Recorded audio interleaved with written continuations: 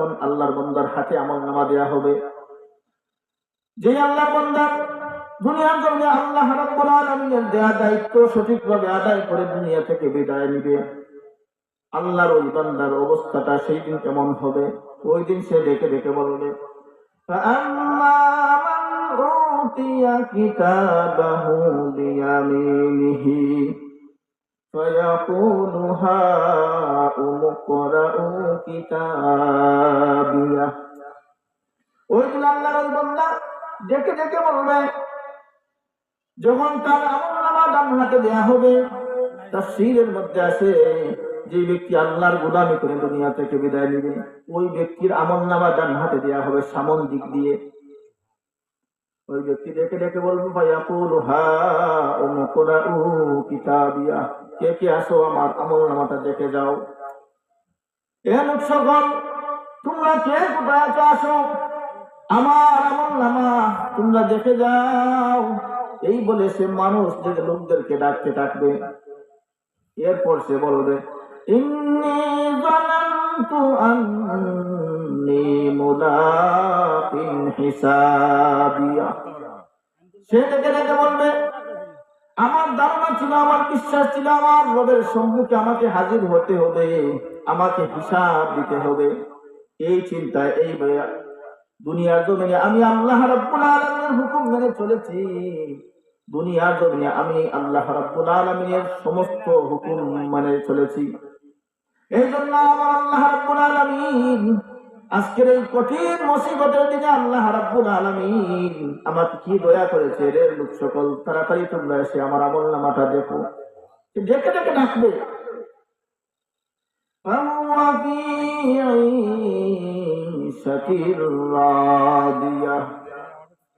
সেই দিন সে সুখময় স্বাচ্ছন্দ্যময় একটা জীবন উপভোগ করবে। অন্য জায়গায় সূরা কাহফের মধ্যে আল্লাহ রাব্বুল আলামিন বলেন, মা লিহাযাল কিতাবি লা ইউগাদিরু সাগীরাতান ওয়ালা কাবীরাতান ইল্লা আহসাহা। যখন আমলনামা হাতে পেয়ে যাবে, তখন সবাই দেখে দেখে বলবে, মা লিহাযাল কিতাব, এটা কেমন কিতাব, এটা কেমন আমলনামা, লা ইউগাদিরু সাগীরাতান ওয়ালা কাবীরাতান। সেই দিন ছোট এবং বড় কোনো কিছুই বাদ যাবে না। দেখে দেখে বলবে, এটা কেমন আমলনামা, ছোট গুনাহ বড় গুনাহ কোনো কিছুই বাদ যায় না। লা ইউগাদিরু সাগীরাতান ওয়ালা কাবীরাতান ইল্লা আহসাহা। সব কিছু আমার সম্মুখে হাজির করা হয়েছে। লা ইউগাদিরু সাগীরাতান ওয়ালা কাবীরাতান ইল্লা আহসাহা ওয়া ওয়াজাদু মা আমিলু হাদিরা। সব কিছুই হাজির করা হয়েছে। ওয়ালা ইয়াযলিমু রাব্বুকা আহাদা। আল্লাহ রাব্বুল আলামিন বলছেন, ওই কঠিন মুসিবতের দিন আল্লাহ রাব্বুল আলামিন কোন বান্দার উপরে একটু সামান্য পরিমাণ জুলুমও করবেন না। অর্থাৎ তার ছোট গুনাহ হলে ছোট গুনাহ সেটাও তার আমলনামার মধ্যে থাকবে, বড় গুনাহ যেটা সেটাও আমলনামার মধ্যে থাকবে। আপনি চিন্তা চেতনায় যত গুনাহ করেছেন কোনো গুনাহই অনুপস্থিত থাকবে না, সব উপস্থিত থাকবে। এরপর জান্নাতীরা যার হাতের ডান হাতে আমলনামা চলে আসতেছে, দেখে দেখে বলবে, আম্মা মান উতিয়া কিতাবাহু ফায়াকুলু হাউম ইকরাউ কিতাবিয়া। এটা কেমন কিতাব রে ভাই, আমার কিতাব দেখো, আমার আমলনামা দেখো। দেখে দেখে বলবে, ইন্নী যানানতু আন্নী মুলাকিন হিসাবিয়া। আমার ধারণা ছিল, আমার বিশ্বাস ছিল, আমার আল্লাহ রাব্বুল আলামিনের সম্মুখে দণ্ডায়মান হয়ে আমাকে হিসাব দিতে হবে। এই জন্য আমি দুনিয়ার জমিনে আল্লাহর দেয়া পথেই চলেছি। সেই দিন সে সুন্দর স্বাচ্ছন্দ্যবোধী একটা জীবন সে উপভোগ করবে। জান্নাতিন আলিয়া, জান্নাতের উঁচু মাকামে। সুবহানাল্লাহ, জান্নাতের উঁচু স্থানে তার স্থান হবে। হাদিস শরীফের মধ্যে আছে, হাদিস শরীফের মধ্যে উল্লেখ করেন, ওই দিন জান্নাতে যারা আল্লাহর দেয়া দায়িত্ব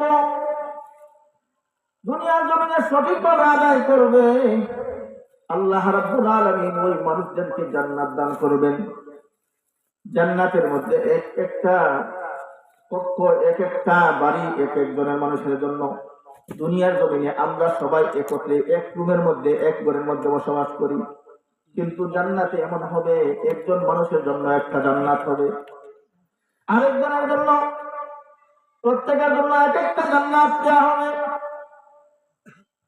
এক একটা বাড়ি এমন হবে আল্লাহ রাব্বুল আলামিন সবচেয়ে নিম্নমানের যেই বাড়িটা হবে, হাদিস শরীফের মধ্যে আছে, ওই নিম্ন পরিমাণের জান্নাত যেই বালাখানা যার জন্য থাকবে, ওই বালাখানাটার সাইজটা কেমন হবে?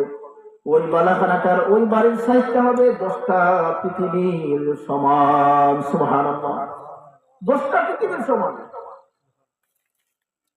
সবচেয়ে ছোট, সবচেয়ে নিম্নমানের যে জান্নাতটা, যে নিম্নমানের বালাখানা যেই আল্লাহর বান্দা পাবে, তার সাইজের পরিমাণ কেমন? 10টা পৃথিবীর সমান। সুবহানাল্লাহ। এখন চিন্তা করুন, তার চাইতে উঁচু পরিমাণে যারা, তারা আরো বেশি, আরো বড়, এর চাইতে আরো উঁচু যারা, তার চাইতে আরো বড়, এর চাইতে উঁচু যারা, তার চাইতে আরো বড়, এর চাইতে উঁচু যারা, তার চাইতে আরো বড়। সুবহানাল্লাহ। আল্লাহ রাব্বুল আলামিন এরপরে আয়াতে ওই জান্নাতি দেখে দেখে বলে,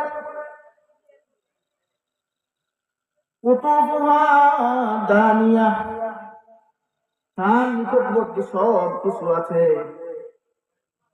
তার নিকটবর্তী যখন সে জান্নাতের মধ্যে অবস্থান করবে, তার খুব কাছাকাছি ফলমূল যত কিছু তার জানে চাইবে, সব কিছুই তার হাতের নাগালে, সব কিছু তার হাতের নাগালে। এত সুন্দর, এত এত স্বাচ্ছন্দ্যবোধ একটা জীবন সে উপভোগ করবে। কুলু ওয়াশরাবু হানিআম বিমা আসলাফতুম ফিল আইয়ামিল খালিয়া। আল্লাহ রাব্বুল আলামিন বলবেন, কুলু ওয়াশরাবু, তুমি খাও এবং পান করো, হানিআম বিমা আসলাফতুম ফিল আইয়ামিল খালিয়া, দুনিয়ার মধ্যে যা রেখে তুমি যা করেছো তার বিনিময়ে আজকের দিনে তুমি খাও এবং পান করো। সুবহানাল্লাহ। হাদিস শরীফের মধ্যে আছে, আল্লাহ রাব্বুল আলামিন জান্নাতি একজন ব্যক্তির জন্য 70টা হুর পরিধান করবেন। এর মধ্যে একজন হুর পরির অবস্থাটা ঠিক এমন হবে, ওই হুর পরিটা এত সুন্দর, ওই হুর পরির সৌন্দর্যটা এত বেশি। হাদিস শরীফের মধ্যে উল্লেখ আছে, যদি ওই হুর পরির হাতের কবজি পর্যন্ত প্রথম আসমান থেকে দুনিয়ার জমিনে একটু এই পর্যন্ত সে প্রবেশ করাতো, মুহাদ্দিসিনে কেরাম বলেন, ওই যে জান্নাতি হুরের যে সৌন্দর্য এবং উজ্জ্বলতা, ওই সৌন্দর্য এবং উজ্জ্বলতার দরুন কিয়ামত পর্যন্ত ওই দুনিয়ার জমিনে কোনদিন রাত হতো না। সুবহানাল্লাহ। সূর্য চন্দ্র তার আলোক উজ্জ্বল হারিয়ে ফেলতো। সুবহানাল্লাহ। মুহাদ্দিসিনে কেরাম বলেন, ওই জান্নাতি হুর যদি একবার ওই দুনিয়ার জমিনে তার হাতের কবজি পর্যন্ত দুনিয়ার জমিনে প্রবেশ করাতো, তাহলে কিয়ামত পর্যন্ত ওই দুনিয়ার জমিনে কোনো রাত হতো না, দিন থাকতো। সুবহানাল্লাহ। এত উজ্জ্বলতা, এত সুন্দর। আল্লাহ রাব্বুল আলামিন জান্নাতীদেরকে কত নিয়ামত দিয়েছেন। আল্লাহ রাব্বুল আলামিন বলেন,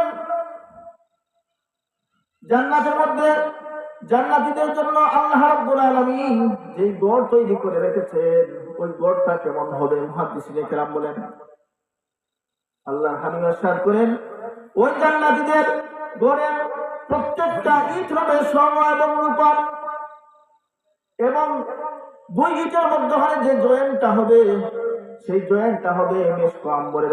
সুবহানাল্লাহ। মেশক আম্বরের। সুবহানাল্লাহ, সুবহানাল্লাহ। আল্লাহ তাবারক ওয়া তাআলা এই জান্নাতের বিবরণ দিতে গিয়ে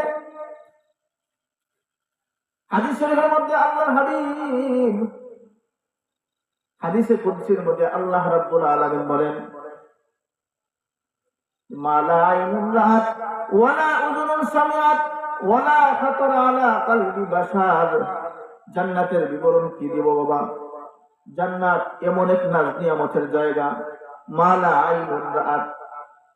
হাদিসে কুদসির মধ্যে আল্লাহর হাবিব রাহমাতুল লিল আলামিন বলেন, মা লা আইনুন রাআত, কোন চক্ষু নাই এমন যে জান্নাতের এত সৌন্দর্য সে উপভোগ করেছে।